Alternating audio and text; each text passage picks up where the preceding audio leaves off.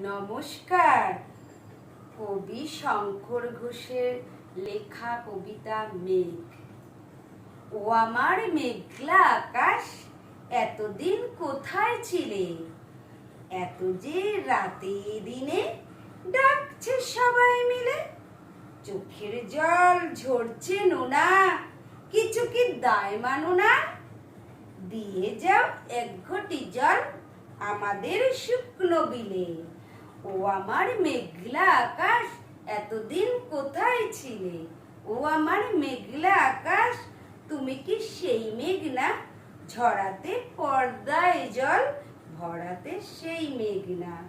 সে ধারা কোথায় গেল? তুমি কি অন্ধ হলে? আমাদের ত্যাগ করেছ আমরা মন্দ বলে?